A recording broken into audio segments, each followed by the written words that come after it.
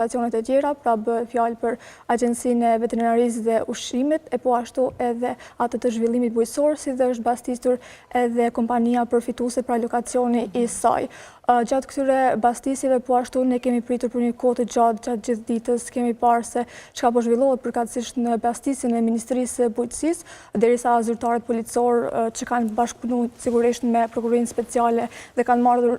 urdhër nga gjykata speciale, kemi parë që janë dalë me dosje të shumta, të cilat i kanë paketuar dhe mandej për të cilat edhe po i zhvillojnë hetimet e tyre. Po ashtu edhe kolega ime Mantina ka raportuar për pjesën e intervistimit të Faton Pecit. Është mbajtur goxha gjatë në intervistë, si i dyshuar apo si dëshmitar? Si ishte? Në cilësinë e të dyshuarit, është thënë që është mbajtur për 4 orë në intervistë, po ka pas një dalje mandej për një veri tjetër alternative dhe si rrjedhoi gazetarët nuk është kanë mujt me pyet rreth sigurisht intervistimit. Pra, nuk është deklaruar pas intervistimit që ka zgjatur 4 orësh si i dyshuar lidhur me këtë hetim që ka nisur policia dhe prokuroria gjatë ditës së djeshme. Jo, sepse ka zgjedhur me dalje dhe mos me u prononcu. Gjithashtu dhe një dalje tjetër interesante ka pas gjatë kohës kur po zhvilloi aksioni në Ministrinë e Bujqësisë, pra po ashtu ka dalë për një dere alternative gjatë kohës sa po zhvilloi seanca parlamentare. Pra, në të njëjtën kohë, kur e kemi pa dhe duke buzëqesh, sepse ka qenë dje kryelajm Faton Peci dhe Albin Kurti, cilët pas dështimit të seancës konstituive shihen duke buzëqeshur. Dhe më pas vjen ky bumerangu tjetër i Ministrisë së Bujqësisë. Po, në fakt, do më thënë bëhet fjalë për këtë fabrikën e mbetjeve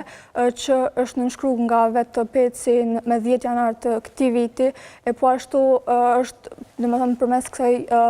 marrëveshje është supozuar që duhet me u dhanë me qira pra fabrika e mbetjeve në kontrazion të 3 kompanive, njëra ka qenë kosovare, tjetra italiane dhe mandej tjetra e treta është dalë që ka përjardhje nga Serbia dhe po ashtu edhe pronari i saj është shtetas serb, për cilën siç e dim mediakisht, do të thonë Peci ka deklaruar që nuk e ka ditë që ka të bëjë me këtë kompani, vetëm e ka nënshkruar edhe një farë lloj forme fajin ja u ka lënë komisionerëve që janë marrë me procedurat gjithë këtij projekti mjaft të madh dhe milionë shumë dyshimet kryesore. Cilat janë dyshimet, pse po dyshohen, çka ka ndodhur, cilat keqpërdorime janë vërejtur këto? Keqpërdorimi kryesor ndoshta është që Peci ka nënshkruar një kontratë për cilën nuk e din se kush është pronari i një kompanie që është dalë të jetë me selinë në Beograd. Po mandej siç dihet për raportimeve që kemi pa, i njëjti pronar pas